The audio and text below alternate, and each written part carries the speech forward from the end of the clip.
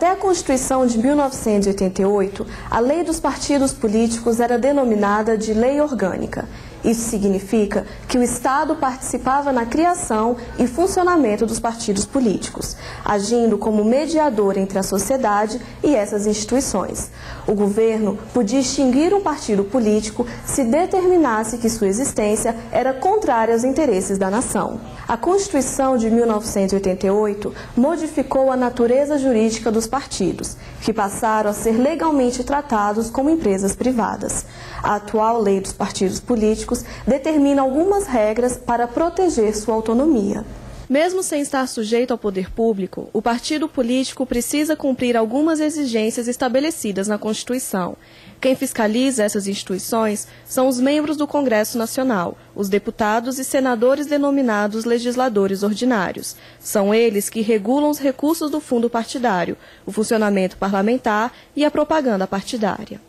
O Brasil conta atualmente com mais de 20 partidos políticos. E para evitar a grande pulverização e abusos, o Congresso Nacional aprovou em 1995 a cláusula de barreira. A lei determina que apenas os partidos políticos que atingirem, no mínimo, 5% dos votos apurados nas eleições para a Câmara dos Deputados têm direito a funcionamento parlamentar. Os votos brancos e nulos não são considerados e os votos válidos precisam ser distribuídos em pelo menos 1/3 dos estados.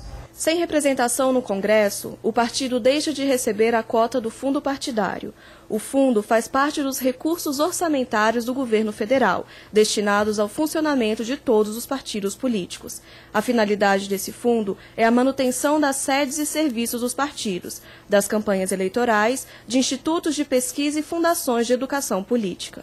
O fundo partidário, na verdade, é uma espécie de financiamento público da atividade política, da atividade dos partidos políticos. E foi criado em 1965, pela então Lei Orgânica dos Partidos Políticos. E esse fundo, ele é composto por recursos de origens diversas.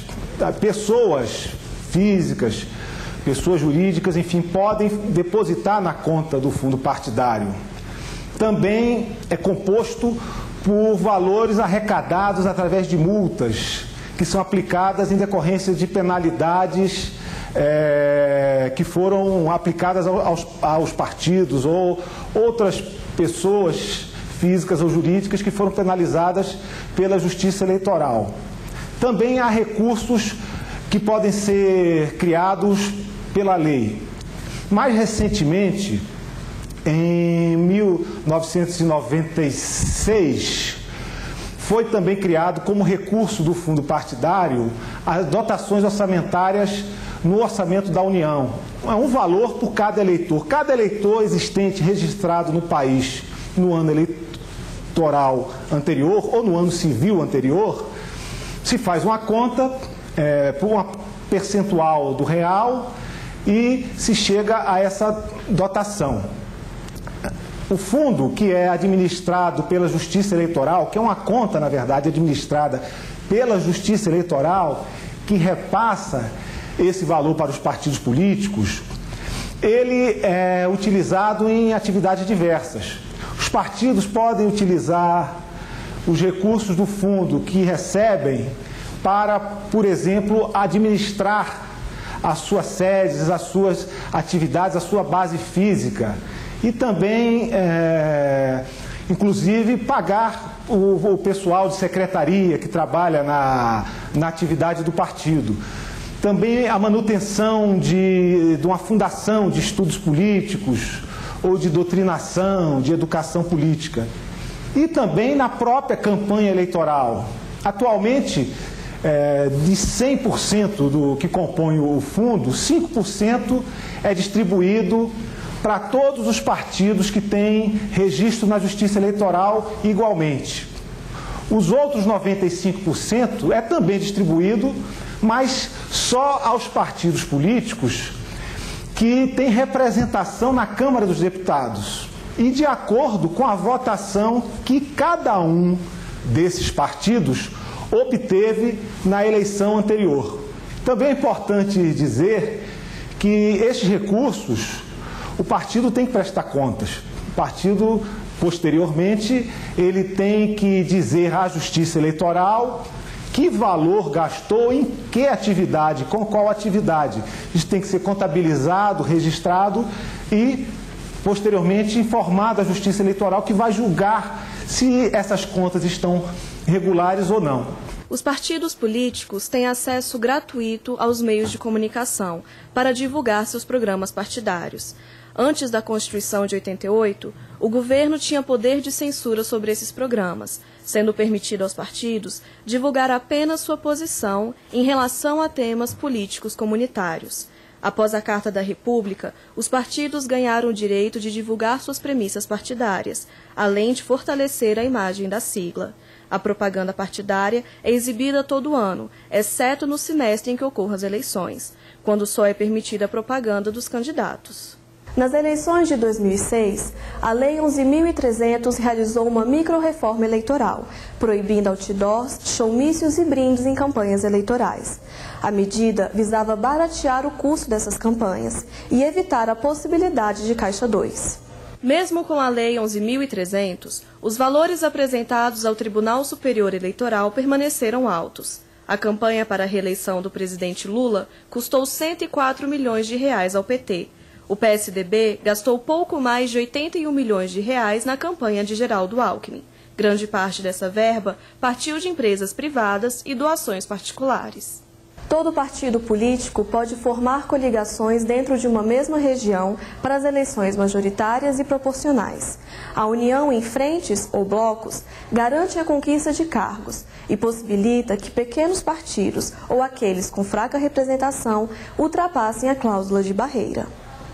A fidelidade partidária foi aprovada pelo Congresso Nacional em 2007. A mudança determina que o candidato seja filiado por 4 anos ao partido, ao invés de 1 ano, como previsto atualmente pela legislação. Essa nova lei evitará que o candidato troque de partido político depois de ser eleito para um cargo público, uma prática recorrente na política brasileira.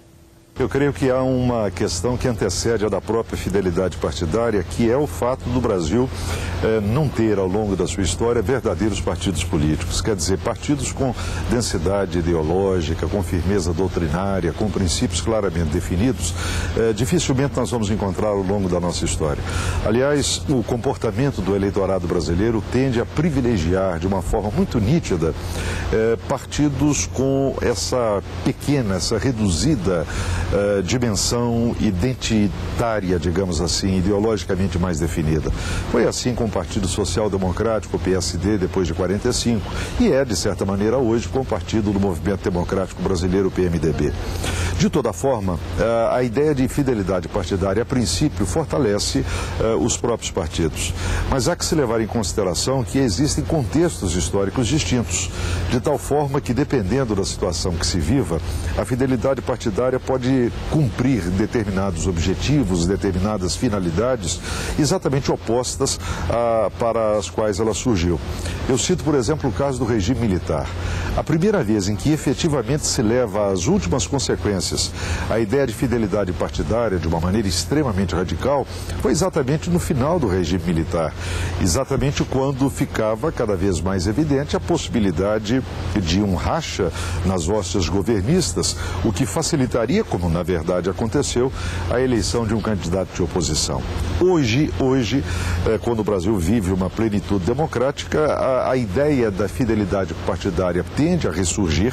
Nesse sentido, a própria manifestação da justiça eleitoral brasileira caminha ou indica o caminho nessa direção, mas de toda forma, mais importante do que a própria fidelidade é a existência de partidos políticos que façam jus a essa fidelidade. Também no ano de 2007, o Congresso Nacional debateu a reforma das eleições e da lei dos partidos. Foram discutidos temas como o financiamento público de campanha, a eleição em lista de candidatos ordenada por cada partido e a criação de federações partidárias, que substituiriam as coligações. Os temas polêmicos impossibilitaram um consenso no Congresso Nacional e nenhuma das propostas foi aprovada.